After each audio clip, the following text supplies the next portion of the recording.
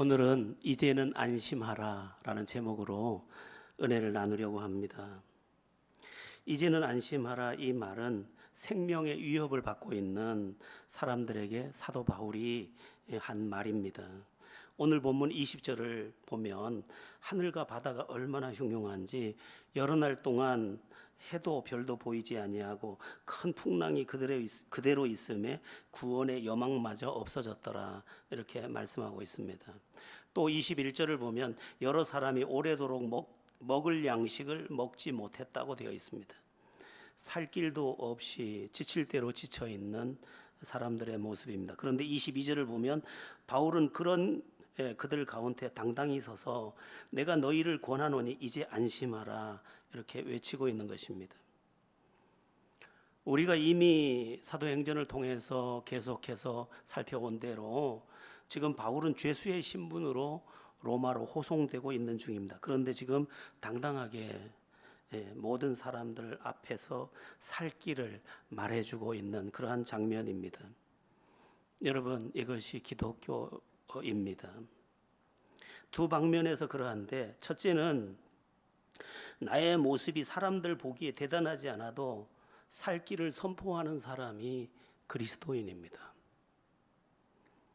내 사는 형편이 그렇게 대단하지 않아도 대단한 누군가를 놓고도 그에게 할 말이 있는 사람, 그에게 권할 말이 있는 사람, 그가 그리스도인입니다. 내가 시장에서 콩나물을 팔아도 저기 사모님이라는 사람이 나타나도 그를 붙들고 할 말이 있는 사람, 그가 그리스도인입니다. 지금 바울은 죄수의 신분이지만 지금 자기를 호송하는 무리들을 포함해서 나중에 보면 276명 전체에게 이제 안심하라, 이렇게 말하고 있습니다. 여러분, 왕을 위해서도 복을 빌 수 있는 사람이 그리스도인입니다.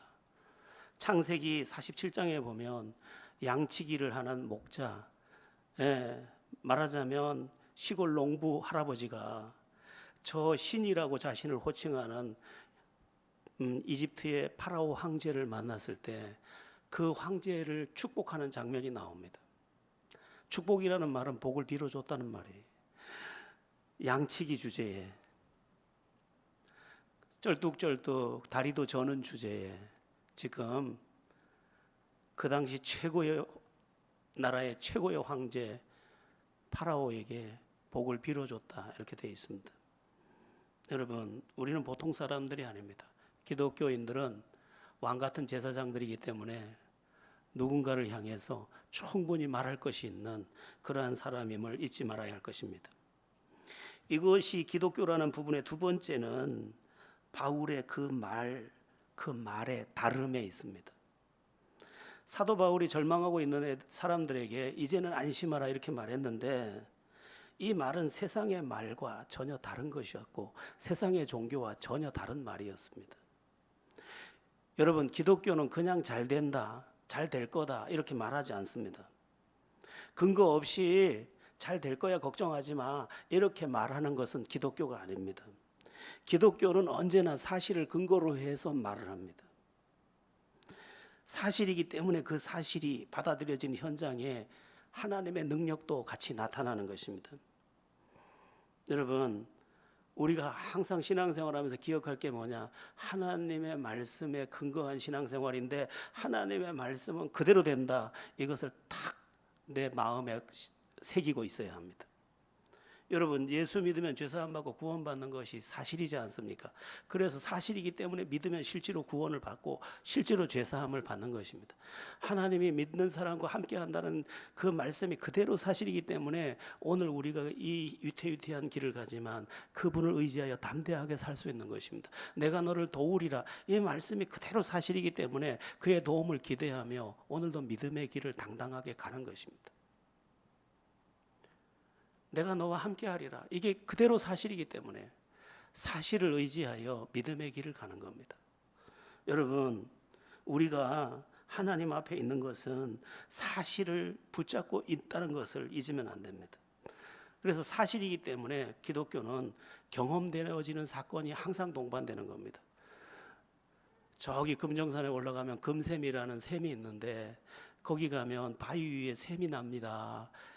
이 말이 사실이라면 사실인 것에 도착한 사람은 전부 금샘을 만나게 되어 있습니다. 실제로 금정산, 정자가 우물정자 아닙니까? 예, 금샘에서 따온 말이죠. 실제로 있습니다.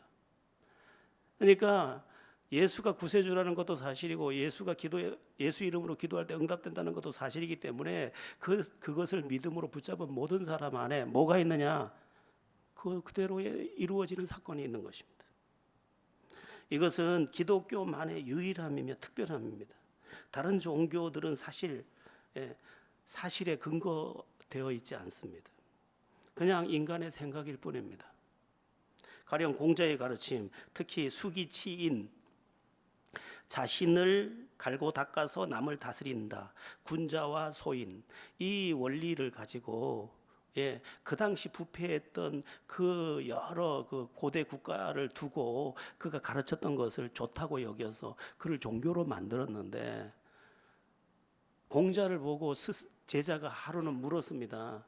스승님, 땅의 이치 말고 하늘의 이치를 가르쳐 주소서. 그때 공자가 뭐라고 말했느냐? 내가 땅의 일도 다 알지 못하거든 어찌 하늘의 일을 말하라 하느냐? 공자가 솔직하게 이야기를 했습니다. 여러분, 그가 알고 이야기한 게 아니라 지금 이 시대에도 어떤 의식 있는 사람이 정치는 이렇게 하는 게 아닙니다 했던 말이 특별해서 그것을 붙잡고 가는 정도의 일이지 진리거나 사실은 전혀 아닌 것입니다. 기독교는 다릅니다. 기독교는 사실을 그대로, 그래서 지난번에 말한 것처럼 A는 B다 이렇게 정확하게 떨어지게 되어 있습니다. 진리기 때문에 A는 B일 수도 있다는 가정이 전혀 존재하지 않습니다. 기독교는 그 신앙의 여정도 전혀 다릅니다. 기독교는 사람에 의해 비롯되지 않았습니다. 여러분이 예수가 믿어진 것은 하나님이 여러분을 찾아가신 겁니다. 세상의 종교는 인간이 만든 곳을 찾아가는 것이라면 이 기독교는 하나님이 우리를 찾아오신 것입니다. 창조주 하나님이 우리를 찾아오셔서 우리에게 믿음을 주고, 우리에게 믿음을 주셔서 그분을 알아보게 하고, 그분을 알아보고 믿게 해서 믿는 자를 구원해 내시는 하나님의 일입니다. 그래서 예수 믿는 게 쉬운 일이 아닙니다. 그래서 예수 믿은 사람들이 하는 말이 감사합니다, 찬양합니다, 경배합니다. 왜? 하나님이 에베소서 2장 7절 8절 9절에서 말하는 것처럼 하나님의 선물로, 믿음을 선물로 받았기 때문에, 그 은혜로 믿음을 선물로 받았기 때문에 내가 믿어서 내가 지금 여기 와서 예배하고 찬양하지만 그 근원을 거슬러 올라가 보니 그 모든 것이 하나님의 은혜였기 때문에 감사합니다, 감사합니다 하는 것이죠. 교회도 다른 종교와 전혀 다릅니다. 교회는 우리 앞으로 일주일에 한 번씩 모여가지고 우리 성경 공부도 하고 예배도 하고 그런 것들을 만들자 해서 만든 게 아닙니다. 사도행전 2장에 보면 예수 그리스도께서 부활 승천하신 후에 열흘 만에 성령을 보내시고, 성령을 보내시자 성령이 와서 각 사람들 위에 급하고 강한 바람, 불의 혀가 갈라지는 것 같은 불, 그다음에 방언을 주시면서 믿음이 그들에게 폭발을 하니까 이 사람들이 그냥 날마다 모여서 떡을 떼며 찬송하며 경배하고 안식구 첫날 오늘날의 주일날 모여서 예배하기 시작했는데, 사람이 모인 게 아니고 성부, 성자, 성령 하나님이 교회를 탄생시켜서 교회를 출발하신 겁니다. 그래서 예루살렘 교회는 안디옥 교회를 낳고, 안디옥 교회에서는 7교회를 낳고, 7교회는 그 민족과 열방으로 흩어진 것입니다. 교회도 사람이 만든 게 전혀 아닙니다. 이 교회도 마찬가지입니다. 우리 생각에는 우리가 모여 있는 것 같지만 하나님께서 거주의 경계를 정하셔서 불러 모아서 오늘 한 지체의 이름을 주신 것입니다. 여러분이 자식을 낳을 때 이렇게 생긴 자식을 낳아서 내 식구를 삼겠다, 그렇게 결정한 게 없는 것과 같습니다. 이런 부모들이 많습니다. 아유, 내 자식이 그럴 줄 몰랐어요. 내가 생각한 그 자식이 아닌 거죠. 내가 만든 게 아니에요. 마찬가지로 이 영적인 가족도 하나님이 만들으셔서 하나님이 모아주신 겁니다. 그래서 우리가 하나님을 인정하면 서로 존중해야 합니다.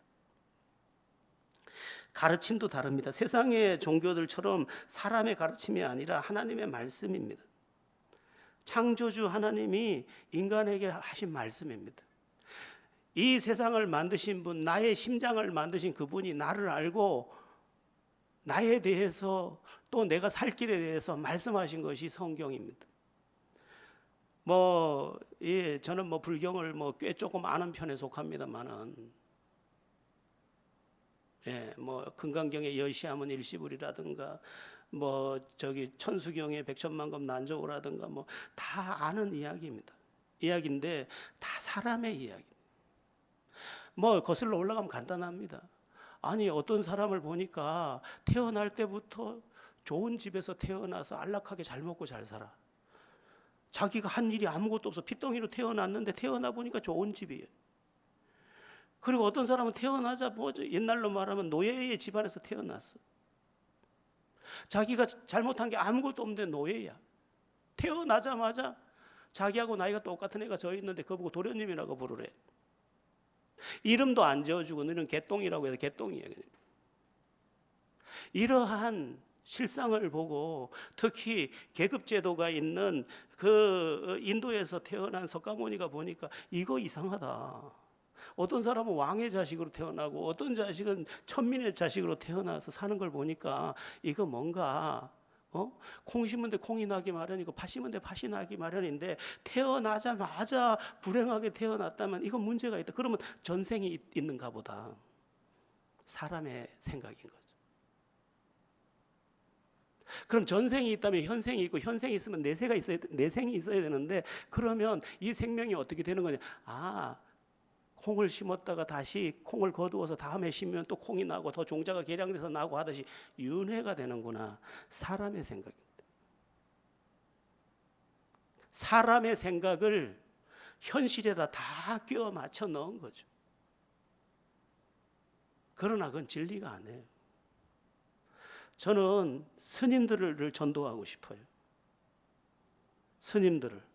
그분들은 결혼도 안 하고 머리도 다 빡빡 깎고 산중에서 에어컨도 없이 오늘 바람이 좋네 하고 겨우 그것으로 살면서 구도자의 삶을 사니까 얼마나 마음에 이 육체의 유욕을 벗어나려고 몸부림치는 사람들이에요. 예수만 만나면 저 사람들 다 목사 되고 저 사람들 다 선교사 될 사람들이라고. 너무 아깝죠. 아니, 글쎄 부처처럼 깨달으려고 눕지도 않고 먹지도 않고 있었던 그 성철 스님 같은 경우 보세요. 그러나 진리가 아니니까 죽을 때 내가 속았도다. 달마는 작은 도적이요 부처는 큰 도적이라 자기가 속았다는 거예요. 여러분, 기독교는 그렇지 않아요. 기독교는 진리의 가르침이에요. 그대로 사실이에요. 그래서 우리가 예수를 믿을 때 이제 찾았구나 하고, 그래서 여러분의 눈이 확 열려서 이제 찾았네. 답이 없었는데 내가 왜 이렇게 태어나는지, 왜 이렇게밖에 못 사는지 몰랐는데 답을 얻었네. 구세주를 받았네. 마치 아무리 남몰래 가서 우물물을 길어 먹어도 목이 말라서 있을 때 예수님이 와서 그 물을 먹는 자마다 다시 목마르려니와 내가 주는 물을 마시면 영원히 목마르지 아니하리라. 그러는 중에 예수님을 구세주로 알아보고 자기가 가져온 물동이를 내던지고 동네로 들어가서 그가 외쳤던 말, 와보라, 내가 구세주를 만났다, 이랬던 것처럼 우리가 그 만남을 가져야 되는 거예요. 여러분, 여기저기 화장실이나 드나들고 그런 예배자가 되지 말고 주님을 똑바로 만나서 혼전한 예배자들 되십시오. 진짜가 되셔야 돼요. 종교인 필요 없어요.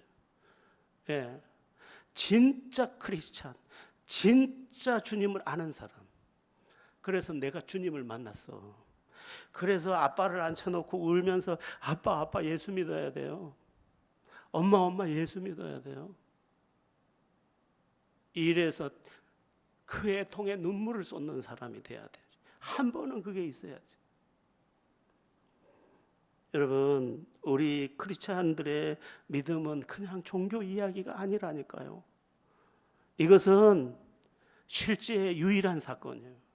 하나님도 한 분, 구세주도 한 분, 그분을 우리가 이 기적적으로 만나서 여기 있는 건데, 아직도 그분을 모른다면 그래서 막 그냥 딴짓만 하느라고 종교인으로 남아 있는 거, 이거 슬픈 이야기.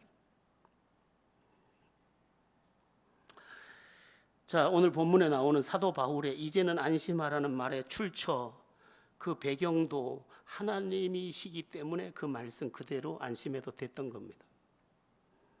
여러분, 사람의 위로는 사실 거의가 거짓말입니다. 저기 누군가가 울고 있어서 붙잡고 하는 말이 괜찮아, 잘 될 거야, 걱정하지 마. 그러나 그 마음은 고맙지만 진짜 그렇게 되는 것은 아니에요. 거짓말까지라고 할 건 없지만 이거는 사실에 근거한 게 아니에요. 잘 될 거야, 괜찮아, 울지 마.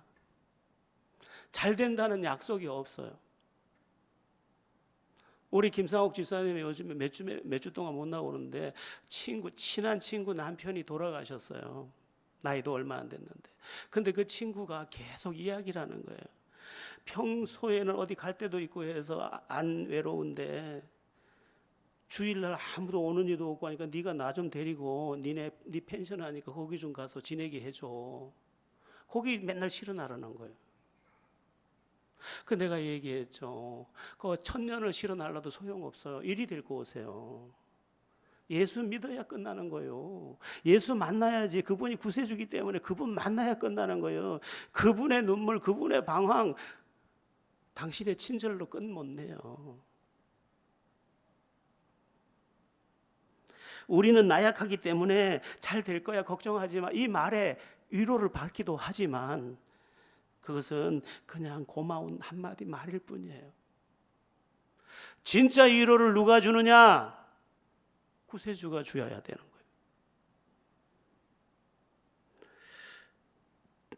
거예요.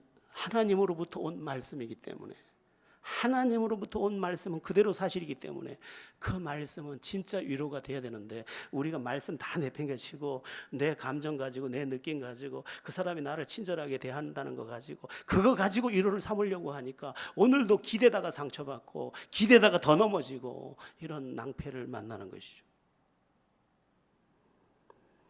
사도 바울의 이제 안심하라, 그 말이 진정한 위로가 됐던 것도 사실에 근거하기 때문인데, 오늘 본문 23절에서 25절 한번 읽어보겠습니다. 오늘 본문 23절에서 25절입니다. 내가 속한 바 곧 내가 섬기는 하나님의 사제가 어젯밤에 내 곁에 서서 말하되, 바울아 두려워하지 말라. 내가 가이사 앞에 서야 하겠고 또 하나님께서 너와 함께 항해하는 자를 다 내게 주셨다 하였으니, 그러므로 여러분이여 안심하라. 나는 내게 말씀하신 그대로 되리라고 하나님을 믿노라. 바울도 사람이기 때문에 두려웠을 겁니다. 풍랑이 보통 거친 게 아니니까요. 예, 낮인데도 해를 볼 수 없었고요. 밤에도 별빛을 볼 수가 없었습니다. 여러분, 뻥 뚫리는 하늘은 너무 무섭거든요. 그리고 풍랑은 배를 삼킬 듯이 몰아쳐오고 있었습니다. 그런데 이렇게 바울도 두려워하고 여기서 내 인생이 끝나는 건가 생각할 때 하나님께서 그 밤에 뭐라고 말씀하셨느냐? 바울아 안심하라. 24절을 보면 바울아 두려워하지 말라. 내가 가이사 앞에 서야 하겠고 또 하나님께서 너와 함께 하는 자를 다 내게 주셨느니라. 그러자 나는 그대로 될 줄로 하나님을 믿노라, 이렇게 말하고 있는 것입니다. 여러분, 그 일이 어떤 일이든 잘 들으세요. 그 문제가 얼마나 크든 인간적인 생각에 절대로 불가능한 일이든 상관없이 그 일 가운데 하나님이 임하시면 다 해결됩니다. 아멘. 이스라엘 백성들이 이집트에서 나와서 출애굽할 때 처음 만난 게 홍해 바다였습니다. 바다는 인간이 어쩔 수 없는 곳이에요. 그런데 하나님이 그 가운데 탁 임하자 바다가 갈라져 버렸어요. 하나님이 임하면 되는 거예요. 이스라엘 백성이 인도함을 받은 곳이 광야였어요. 이거는 사람 살 곳이 아니에요. 그러나 하나님께서 구름 기둥 불 기둥과 또한 하늘의 양식을 쏟아서 하나님이 임하시자, 하나님이 그 광야에 임하시자, 거기가 오히려 삶의 안식처가 됐어요. 하나님이 임하면 모든 곳이 살 곳이 되는 거예요. 여러분, 무엇 때문에 여러분은 지금 힘겨우십니까? 그건 인간의 방법으로 절대로 안 되는 문제라고요. 하나님이 임하면 됩니다. 그래서 복음서를 보면 불가능한 일 가운데 임한 하나님의 그 역사가 계속 나타납니다. 하나님의 아들 예수가 임하자 나병 환자, 집으로 돌아갈 수 없는 나병 환자 고침을 깨끗하게 받았습니다.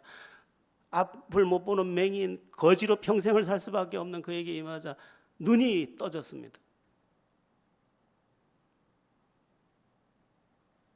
날 때부터 걷지 못하는 38년 된 병자, 주님이 임하자 걷고 뛰었습니다.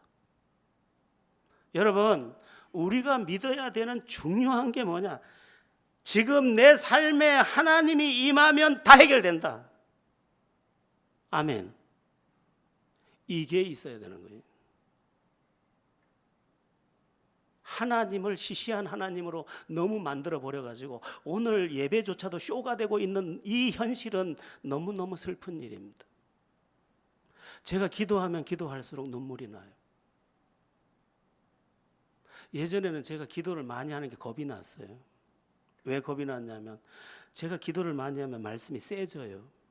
자꾸만 세지는 거예요. 그 요즘에 제가 기도를 조금 더 하다 보니 여러분 듣기가 좀 세죠. 근데 그게 진짜라니까. 하나님이 임하면 다 해결돼요. 뭐 그런 이야기는 한도 없이 가늠하다가 현장에서 붙잡힌 여인은 돌에 맞아 죽어야 되는데 이제 일촉즉발의 상황인데 거기에 누가 계셨어요? 주님이 계셨어요. 그러니까 다 돌을 떨구고 돌아갔어요. 풍랑이는 바다에 이제 그 어쩔 줄을 모르는 제자들이 있었어요. 근데 거기 누가 계셨어요? 하나님이신 주님이 계셨어요. 풍랑이 고요해졌어요. 저는 아무것도 몰라요. 아는 게 하나 있어요. 하나님이 이 일 가운데 역사하시면 이건 아무 문제가 아니라. 얼마 전에 저희 같은 노회에 있는 어떤 교회에 화재가 났어요. 본당이 다 이제 탔어요. 그래서 제가 달려갔어요. 달려가니까 목사님이 굉장히 반가이 맞아주시더라고요. 그래서 제가 이야기를 했어요. 목사님, 하나님이 하실 일이 있나 봅니다. 아, 그래요? 기도 좀 해주세요. 그래서 제가 기도를 하고 이제 조금 이야기 나누고 돌아왔어요. 세상에 그 교회는 너무도 낡았고 의자도 얻어다가 갖다 놓은 건데 그것 삐걱거리고 뭐 하나 성한 게 한 개도 없는데 이번에 불나는 바람에 의자는 어느 교회에서 다 새 걸로 바꿔주고 인테리어는 어느 교회에서 싹 다 해주고 그래서 다 하고도 남았어요. 다 하고도 남았어요. 하나님이 딱 그 일에 들어가시기 시작하자 이게 막 일사천리로 사람들 마음을 다 움직여 버렸어요. 히스기야가 아수르의 포위를 받아서 내일이면 이제 잡혀가서 시드기야처럼 눈 뽑히고 쇠사슬에 끌려갈 처지였지만 하나님이 그 밤에 딱 간섭하고 들어서자 아수르 군대 18만 5천 명이 아침에 다 시체가 됐어요. 한번 따라해 보겠습니다. 하나님이 임하시면 이거 잊지 마세요. 우리 여기 종교놀이 하러 온 거 아니에요. 하나님 그분 빼면 이거 없어져 버려야 돼. 예전에 합병교회를 할 때 하도 억지를 부리고 그러길래 저는 그렇게 못합니다 했더니 그렇게 하면 이 교회 망합니다 이러더라고요. 저를 보고. 그래서 제가 그때 이렇게 말했어요. 망해야 되는 교회는 빨리 망해야 됩니다. 망해야 될 교회가 있으면 안 되죠. 진짜 교회는 하나님이 하실 거겠죠.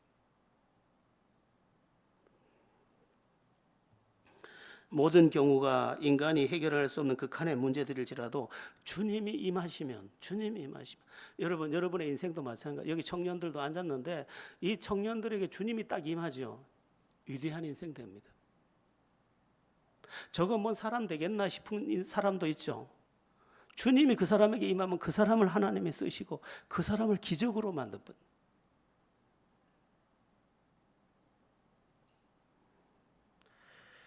그럼 오늘 우리에게 필요한 게 뭐냐?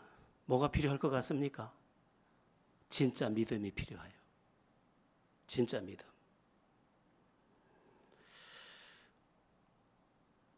하나님의 말씀이 그대로 될 것이라는 것에 대한 진짜 믿음이 우리에게 오늘 절실하다 이겁니다. 지금 이제 원로가 되신 서울 소망교회 곽선희 목사님이 장례식을 집례했대요. 거기 이제 장례식을 집례하니까 뭐 육군 대장 출신도 오고 국회의원 출신도 오고 뭐 쭉 많은 사람들이 이제 모여서 같이 장례 예배, 입관, 하관 예배를 다 마치고 이렇게 길을 내려오는데 저 군 장성 출신이 쪼르륵 따라오더니 목사님 왜 그러십니까 했더니 아니 기독교가 부활을 진짜로 믿네요 이러더라는 거예요. 그럼 진짜로 믿지 말로 믿습니까? 여러분 진짜로 믿어야지. 진짜로 안 믿으면 이거 다 헛개비예요. 하나님이 말씀하신 것이 그대로 될 것을 우리가 믿어야 합니다. 25절의 바울의 고백과 같은데 우리 25절을 다시 한번 읽어보겠습니다. 그러므로 여러분이여 안심하라. 나는 내게 말씀하신 그대로 되리라고 하나님을 믿노라. 사도 바울은요 밤에 하나님께서 네가 가이사 앞에 서야겠고 여기 있는 모든 사람을 네게 주겠다고 한 그 말을 하나님께서 하신 말씀이기 때문에 나는 그대로 되리라고 하나님을 믿노라 이런 말하고 있는. 아마 바울은 믿음이 있었기 때문에 그 말을 듣는 그 순간 이미 어젯밤에 평안을 얻었을 것입니다. 여러분 믿음이 오면 평안이 같이 오는 겁니다. 믿음이 안 오니까 그냥 두려워서 쩔쩔매고. 저희 집사람과 제가 제일 많이 하는 말이 있습니다. 가장 힘들 때 가장 많이 하는 말, 뜻이 있겠지. 뜻이 있습니다. 여러분 믿음이 있으니까 뜻이 있겠지 하고 평안을 누리는 겁니다.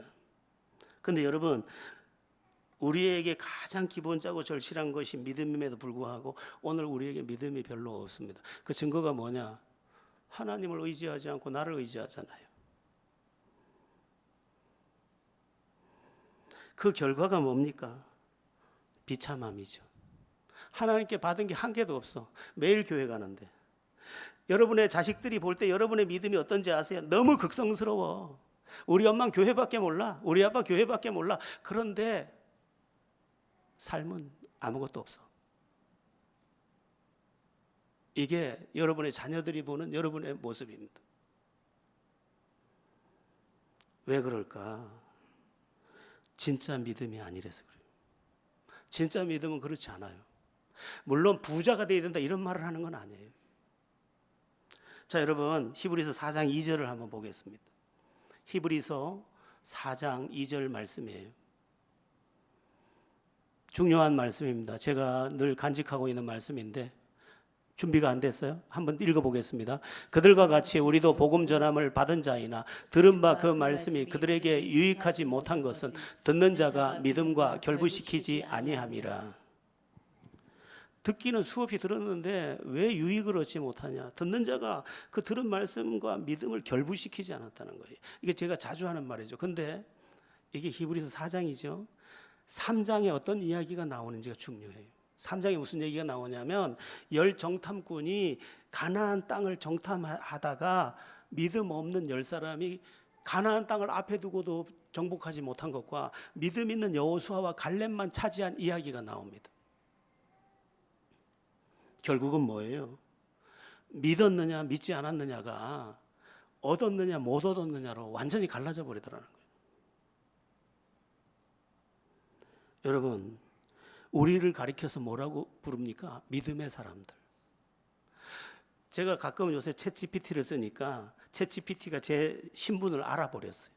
제가 뭐 묻는 질문이 다 성경이고 뭐 이런 신학적인 걸 묻다 보니까 요놈이 나를 알아버렸어요. 그래서 어제부터는 저한테 이렇게 대답을 해요. 목사님, 무엇을 더 말씀드릴까요? 이렇게 돼요. 내가 목사님 알아버리더라고. 이게 학습이 딱 돼가지고.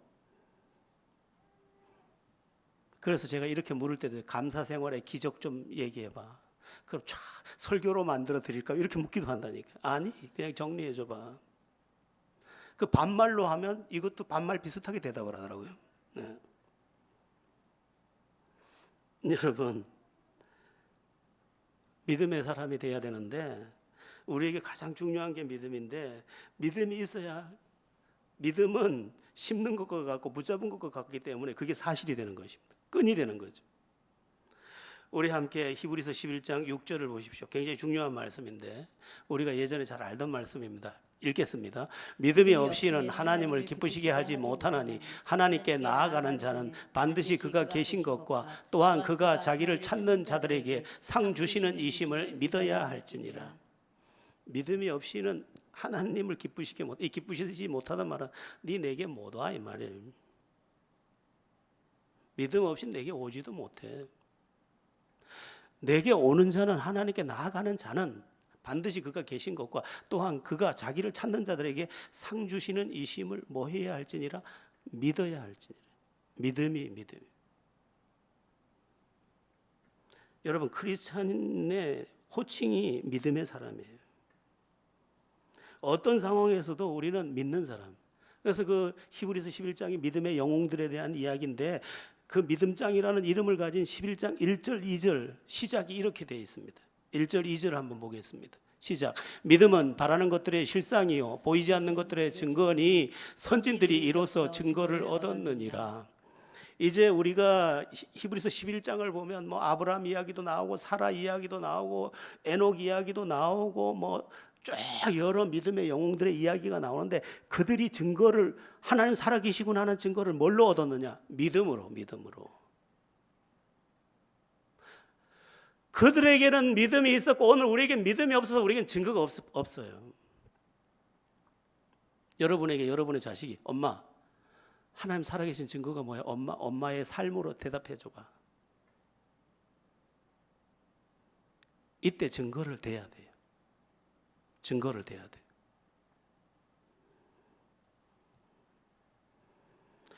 특별히 믿음이 이깁니다.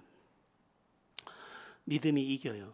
믿음이 이긴다는 말은 내가 결국은 승리의 자리에 선다는 거예요. 저에게 많은 친구들이 있습니다. 저희 고향은 살기가 좋은 곳이라서 저와 함께 초, 중, 고등학교를 졸업한 친구들이 아직도 많이 그곳에 살고 있습니다. 살기가 좋으니까 안 떠나는 거예요, 그곳을. 그래서 그 당시에 졸업한 친구들이 거의 다 있어요, 거기에. 그리고 이제 뭐 퇴직해서 또 돌아온 친구들도 있고, 서울서 이제 뭐 교편을 잡고 있다거나 해서 돌아온 친구들도 있고 해서 많아요. 많은데 제가 부러워했던 몇몇 친구들도 있어요. 그런데 세월이 딱 지나서 여기까지 와 보니까 내가 이겼어요. 나는 믿음의 방향을 선택하느라고 초라함의 길을 길게 걸어왔지만 그들은 어느새 영광을 거두고 지금 초라한 길을 다시 시작하고 있어요. 이건 육신의 이야기만이 아니에요. 영혼, 육 전체에서 내가 이겼어요. 저기 꼴찌에서 뛰던 그 1500m 달리기에서 900m까지 꼴찌하던 놈이 1000m 가까워서 조금씩 따라오더니 1500m 지점 가까워오더니까 이제 지가 테이프를 끊고 뛰어들어가고 있는 모습이에요.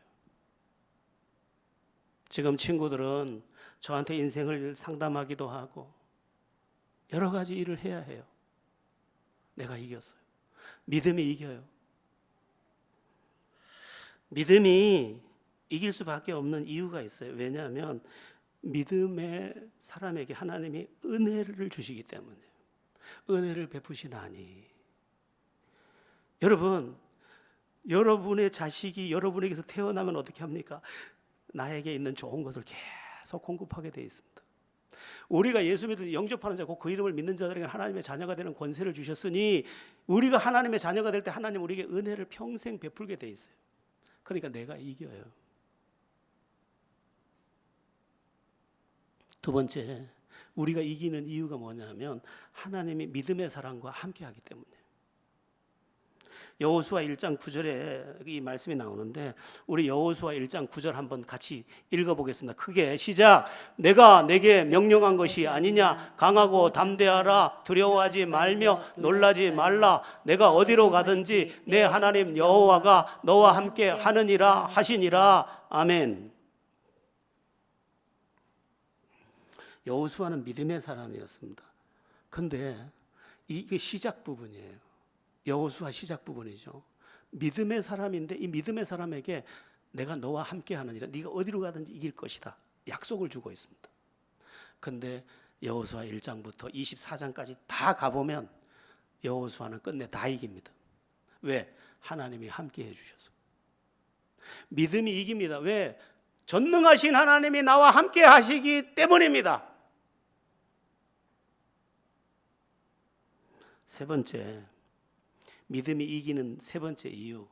세 번째는 믿음의 사람들에게는 방패와 검이 있기 때문에. 뭐가 있다고요? 방패와 검. 믿음의 방패, 성령의 검, 곧 하나님의 말씀을 가지라. 무기가 있어요. 방패, 무기, 공격 무기를 다 갖고 있어요. 한번 찾아볼까요? 에베소서 6장 16절에서 17절입니다. 읽겠습니다. 모든 것 위에 믿음의 방패를 가지고 이로써 능히 악한 자의 모든 부사를 소멸하고 구원의 투구와 성령의 검 곧 하나님의 말씀을 가지라. 방패가 있고 검이 있으니까 이기는 거죠. 이렇게 두 사람이 검투사들이 싸우다가 어떤 사람이 그만 칼을 놓쳤어요. 상대방의 칼에 부딪히면서. 이제 방패만 하는 거예요. 그러다가 떼구르르 구르면서 검을 잡는 순간 승부는 끝났어요. 여러분, 우리가 믿음의 방패를 딱 들고 하나님의 말씀의 검을 딱 들고 나서면 때로는 위험을 당하기도 하지만 떼구르 구르면서 그 말씀을 딱 잡는 순간 승리합니다. 아멘. 예. 그래서 말씀을 묵상해라. 말씀을.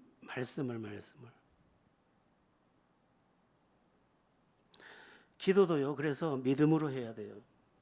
믿음으로, 기도도 믿음으로 해야 돼요. 믿음으로 하지 않으면 그냥 중얼거리는 거예요. 뭐라고요? 믿음으로 기도하지 않는 건 중얼거리는 거라고. 그러면 믿음으로 하는 기도는 특징이 뭡니까? 하고 물으면 간절함이에요. 야고보서에 보면 엘리야는 우리와 성정이 같은 자로다 저가 비 오지 않기를 간절히 기도한 자. 하늘이 비를 내렸고, 하늘이 저가 또 다시 기도한 하늘이 비를 주셨느니라고 돼 있는데, 간절함이 믿음이에요. 왜 간절함이 믿음이냐? 믿기 때문에 매달리는 거예요. 우리가 왜 안 매달리냐? 안 믿기 때문에 안 매달리는 거예요. 제가 돈이 없어가지고, 뭘 진짜 급한데 돈이 없어서 찾다 찾을 데가 없어가지고 아버지한테 갔어요. 아버지가 알았어 한마디만 하면 해결되는 걸 알기 때문에 아버지한테 갔어요. 그리고 참 나이 먹어서 떨어지지 않는 입을 열었어요. 우리 저쪽에 롯데 아파트 앞에 상가 얻을 때예요. 돈이 없었어요. 아버지 돈 좀 주세요 했더니 아버지가 네 가져갈 건 다 가져갔는데 아버지 돈 좀 주세요. 40이 넘은 자식이 70이 넘은 아버지 앞에 엎드려 가지고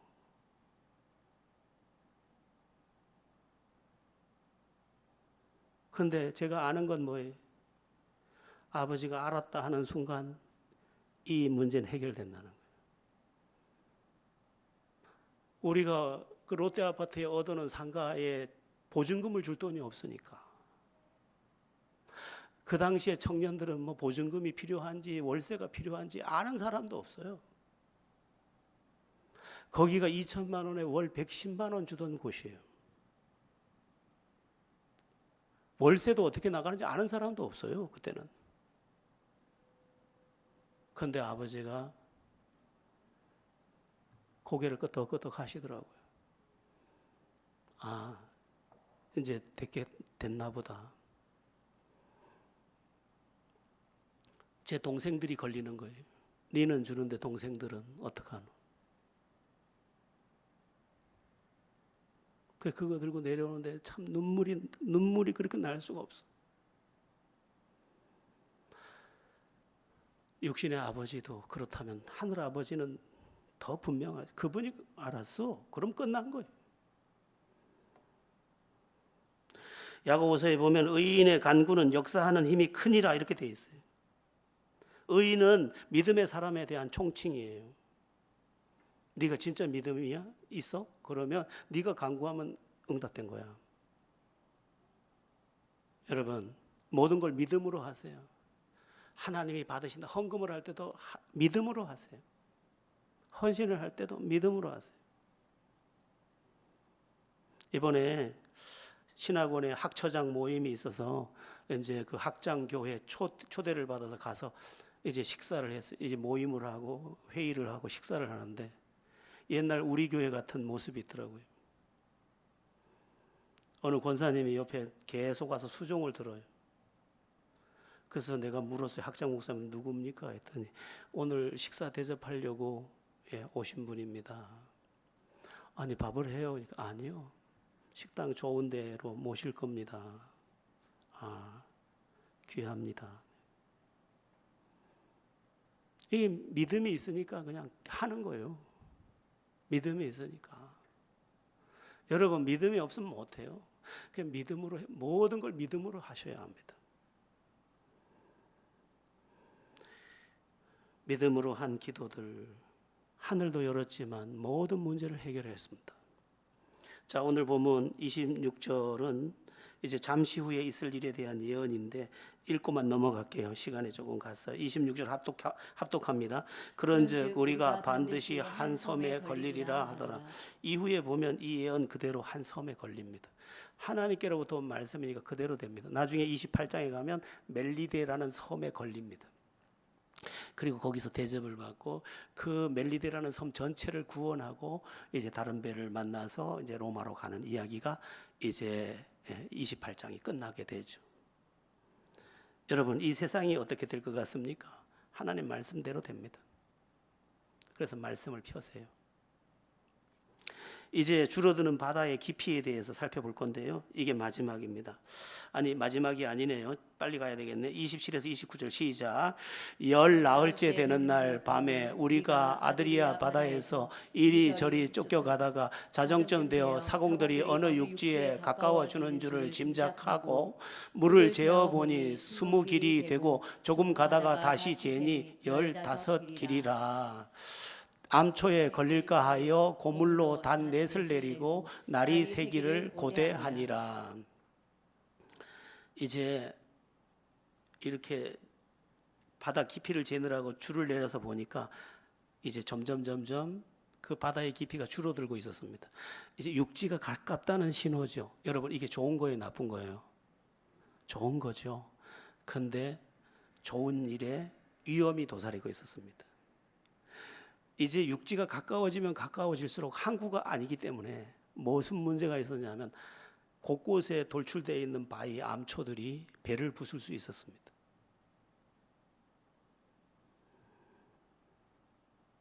여러분 인생에는 완전한 안전지대가 없어요.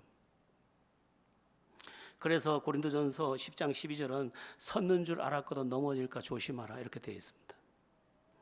여러분 우리가 천국에 도착하는 그날까지 나를 깨워야 해요. 내 힘으로 나를 못 지킵니다. 예전에 이해가 안 됐어요. 바울이 내가 선한 싸움을 싸우고 믿음을 지켰으니 아니 바울에게 그런 말이 필요하나? 바울엔 저절로 믿음이 안 있었을까 했는데 아니에요. 그도 믿음의 선한 싸움을 싸우면서 믿음을 지켰어요. 믿음 지키는 거 쉽지 않습니다. 제가 요한계시록 6장부터 16장 공부해 보면 그 환란의 때가 오는데 그 환란의 때에 믿음 지키는 거 참 어렵습니다.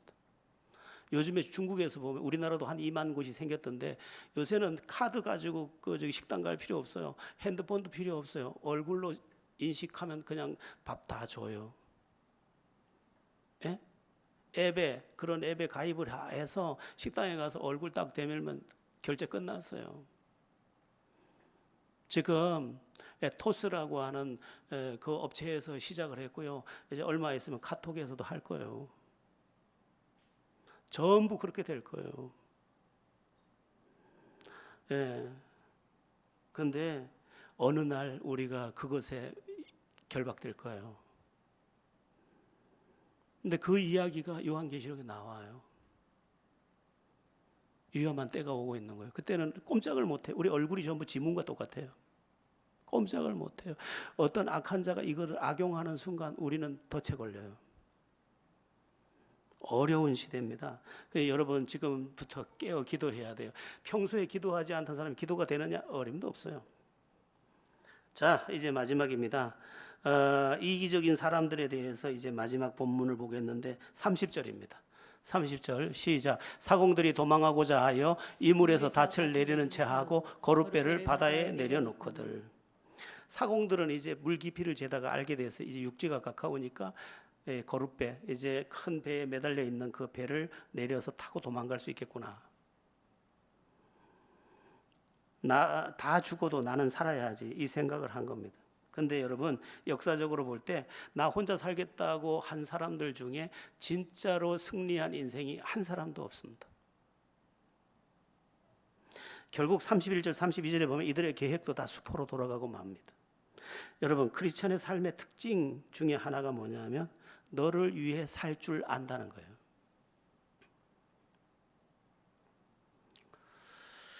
이게 참으로 복된 삶이라는 것을 안다는 거예요. 존 메가더 목사님이라는 분이 계신데 리더십 분야에 아주 탁월하신 분이고 목회도 정말 잘하시는 분이신데 미국에 계신 분인데 이분이 리더십 책을 하나 냈는데 그 책 전반부에 이런 내용이 나옵니다.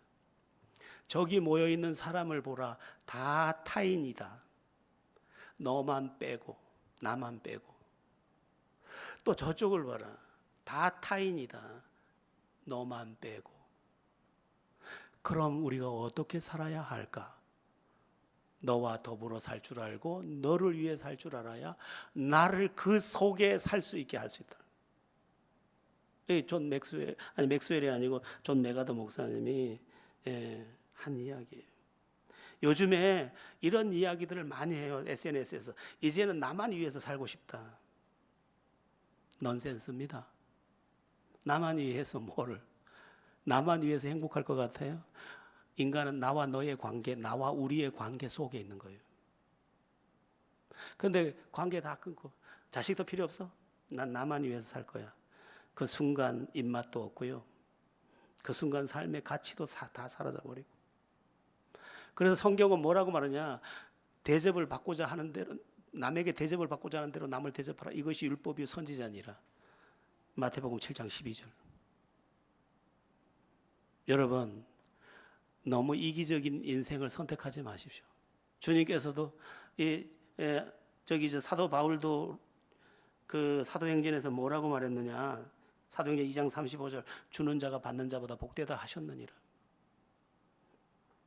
누가복음 6장 38절 주라 그리하면 주시리니 곧 후히 되어 흔들어 넘치도록 너에게 안겨주리라.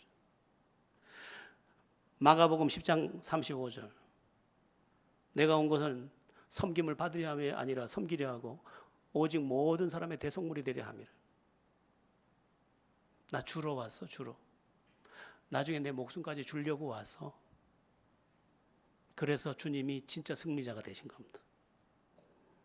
자, 여러분 좀 길었나요? 여러분에게 어떤 말씀이 들렸습니까? 전 몰라요.